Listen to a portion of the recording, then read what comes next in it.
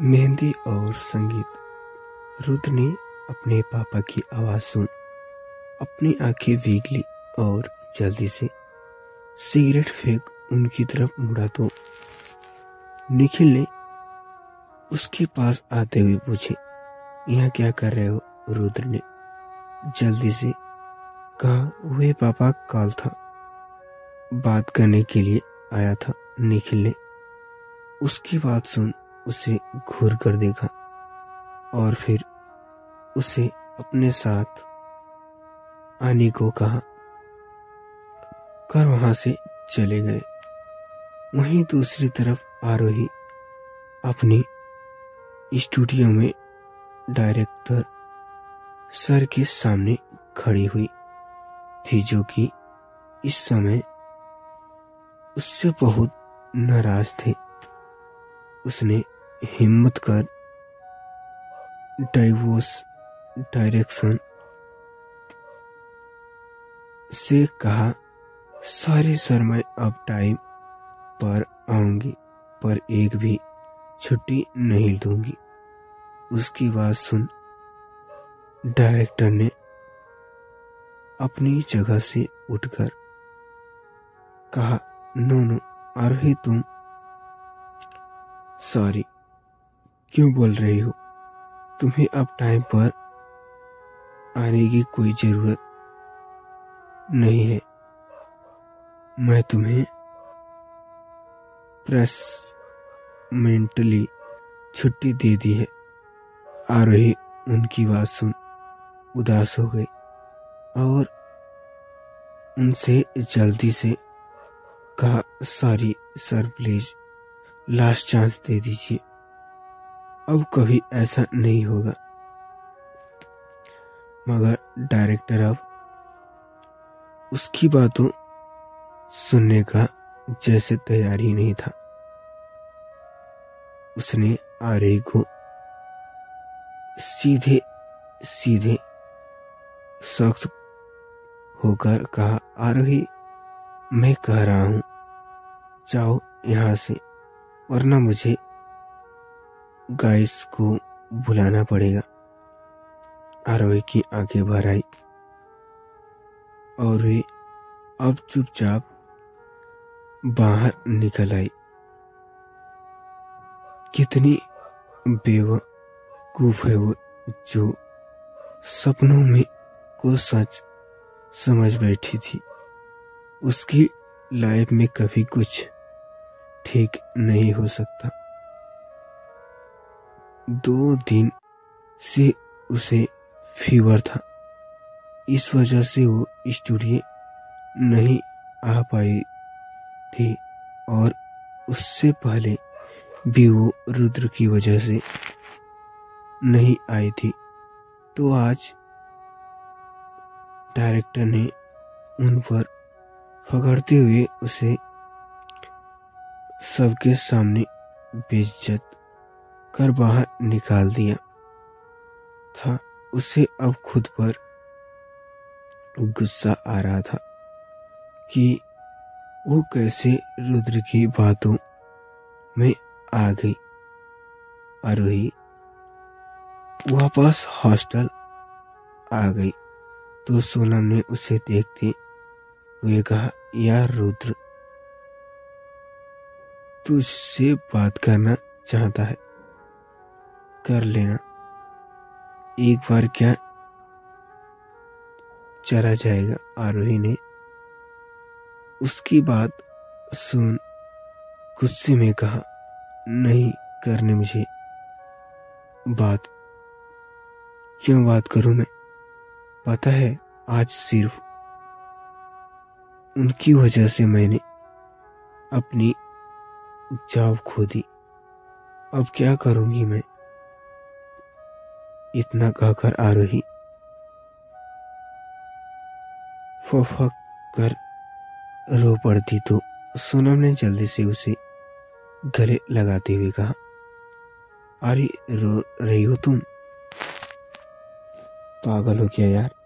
Job का क्या है, हम दूसरी ढूंढ लेंगे। आरोही ने रोते हुए कहा, नहीं, ये सब उनकी वजह से ही हुआ है। वो सख्त सख्त ने ठीक कहा था। वो सब मेरे फायदा उठाना चाहते हैं, कपिल की तरह सब मेरे पीछे पड़े हुए थे। कहा जाऊं मैं? सोनम ने आरोही को बेड पर बैठाते हुए कहा। तू पागल हो गई है, बहुत ज्यादा सोच रही है। आरोही ने रोते हुए कहा, सच कह रही हूँ सोनम। वो पहले इस शादी को मानने के लिए तैयार ही नहीं थे, पर अचानक से न जाने उन्हें क्या हुआ, मुझे अपनी वाइफ मानने लगे। पर अपनी फैमिली से मुझे नहीं मिलवाना चाहते, ना ही इस शादी को सबके सामने एक्सेप्ट कराना चाहते हैं। ऐसे में मैं क्या समझूं? सोनम आरोही की बात सुन चुप हो गई तो आरोही ने रोते हुए कहा, नानी झूठ बोलती थी कि मेरे लिए कोई प्रिंस आएगा और वो सब मेरी सारी प्रॉब्लम्स दूर कर देगा। काश उन्हें मुझे सच का सामना कराया होता और वहां होता कि कोई प्रिंस नहीं आने वाला। मुझे अपनी मुश्किलों से खुद ही लड़ना होगा। आरोही आज कुछ ज्यादा ही दुख थी। उसे देख सोनम की भी आंखें भर आई और उसने आरोही को अपने गले से लगाकर कहा, चुप कर आरोही, कितना रोएगी? और एक बार रुद्र से बात तो करके देख। तू उस शख्स की बातों मान। आरोही ने यह सुन झट से कहा, कैसे ना मानूं? मैंने खुद उन्हें और उनकी गर्लफ्रेंड को साथ में देखा है। सोनम ने ये सुन अपनी जगह से उठकर कहा, तो ठीक है, सो जा। कोई जरूरत नहीं उससे बात करने की। सोनम ने जैसे तैसे आरोही को समझा बुझाकर सुलाया था कि तभी सक्षम का कॉल आया। तो सोनम ने कॉल पिक कर विंडो के पास जाते हुए कहा, वो नहीं बात करना चाहते। तुम्हारे फ्रेंड ने सक्षम ने ये सुन जल्दी से पूछा, क्यों, ऐसा भी क्या हुआ है जो वो इस हद तक नाराज है? रुद्र ने सोनम ने एक नजर आरोही को देखते हुए कहा, हम कल मिलकर बात करें। सक्षम ने ओके कहा और कॉल एंड कर दिया। सोनम को आरोही के लिए वाहिक बुरा लग रहा था। जब से उसके मामा जी और फिर नानी उसे छोड़कर गए थी, तब से कपिल और उसकी माँ ने आरोही को बहुत परेशान किया था। बड़ी मुश्किल से वो उस कपिल के पिंजरे से आजाद हो पाई थी। सोनम अब कुछ सोचते हुए आरोही के पास ही जाकर लेट गई। सुबह के समय रुद्र ने उठकर अपना फोन चेक किया तो आरोही का कोई भी मिस कॉल उसके फोन में नहीं था।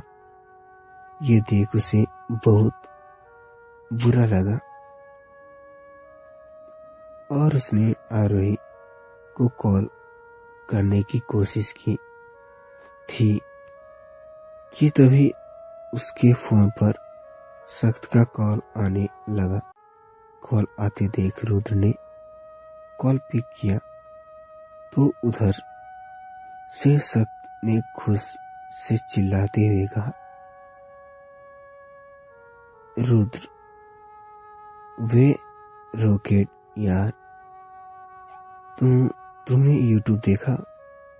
मिलियन में हमारे कमेंट्स कर लाइक्स मिले हैं। शख्स की बात सुन रुद्र ने हैरान होते हुए पूछा, व्हाट रियली? सख्त ने खुश होकर कहा, तुम खुद देखो ना। रुद्र ने कॉल एंड कर जल्दी से यूट्यूब खोल कर अपना चैनल देखा और उस पर डली अपनी कमेंट्स की वीडियो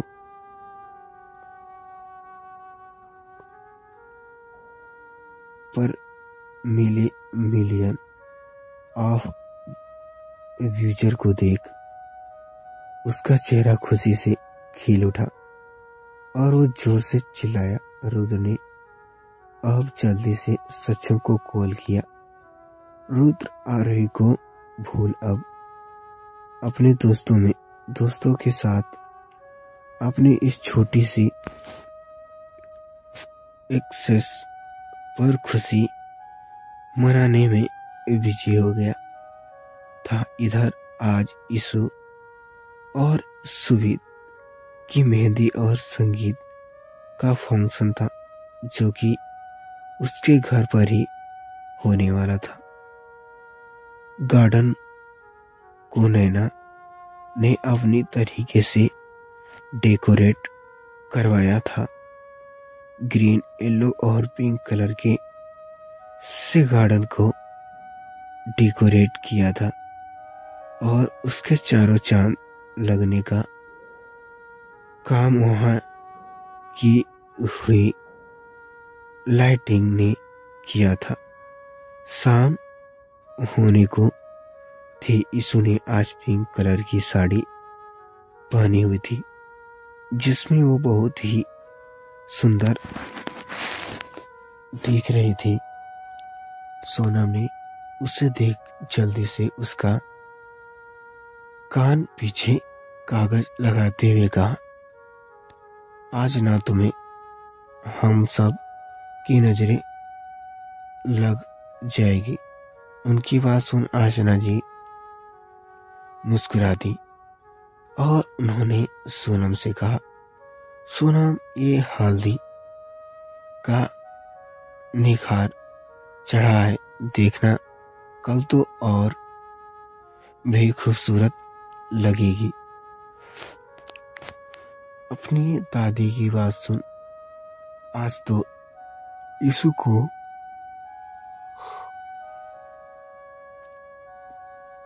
चेहरे पर भी एक गहरी मुस्कान खिल उठी थी। घर पर आए मेहमानों से घर इस समय भरा हुआ था। इतने सर्वेंट्स होने के बाद भी आयु और रुद्र दोनों को काम करना पड़ रहा था। वैसे भी ये किसी ने सच ही कहा है, वे शादी में क्या जिसमें बहन के भाई के काम करने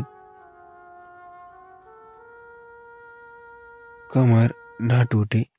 इधर मिंतल मेंशन ने भी सुबीत की मेहंदी की रस्मी और उसकी फैमिली के साथ ही कुछ करीबी रिश्तेदारों के बीच हो रही थी। सुबीत आकर अपनी जगह पर बैठा ही था कि तभी सुबीत ने उसे यीशु के घर पर हो रहे मेहंदी की रस्म को वीडियो कॉलिंग थ्रू दिखा था। आद्या और प्रिंस के साथ यीशु अपनी जगह पर जा कर बैठ गई थी। उसे देख सुबीत हल्का सा मुस्कुरा दिया क्योंकि यीशु ने उसके ही गिफ्ट की हुई साड़ी पहनी थी। ये देख उसे अच्छा लगा। जी हाँ, सुहित ने ये साड़ी उसे जब दिखाई थी जब वे लोग शॉपिंग के लिए गए थे। सुहित अभी यीशु को देख ही रहा था कि तभी पास खड़ी खुशी की एक दोस्त ने यीशु को देख उससे कहा, लड़की तो बहुत सुंदर है पर बोल नहीं सकती। ऐसे सुंदरता क्या काम की? मुझे नहीं समझ आया कि आदित्य ने अपनी बेटी के लिए एक बेजुबान लड़की क्यों ढूंढी। मुंबई में अच्छी लड़कियों की कमी है क्या? उन दोनों की बात सुन सुहित को गुस्सा आ गया और उसने उठ कर उस औरत को कुछ कहना चाहा था, मगर अभी ने उसे वापस से खींचकर अपनी जगह पर बैठाते हुए कहा, क्यों तू अपना मूड खराब कर रहा है? इस आंटियों को तो काम ही है सब करना है। यीशु अपनी जगह पर आकर बैठ गई तो अर्चना जी ने उसकी बलाएं लेते हुए कहा, मेरी कांच की गुड़िया कितनी अच्छी लग रही है। ये सुन सोना मुस्कुरा दी और खुश हो अर्चना जी के गले लगे, बोले, कांच की नहीं मोम की गुड़िया। ये कहते हुए अब दोनों हंसने लगे। मेहंदी यीशु को लगाना शुरू हुई और इसी के साथ मेहंदी और संगीत का फंक्शन आगे। तो सबसे पहले अध्याय और प्रिंसा अपनी डांस परफॉर्मेंस देने आगे आए। गाना शुरू हुआ तो सबसे पहले प्रिंसा ने अपनी डांस स्टेज किया। उसने बाद अध्याय सामने आई मेहंदी रावण लगी हाथों में। बंडेर रे नाम रे आई सुहित, घड़ी देखो हमारे आंगन आज रे आई। शुभ घड़ी देखो हमारे आंगन आज रे बजे रे सगाई। ढोल धारे नाम रे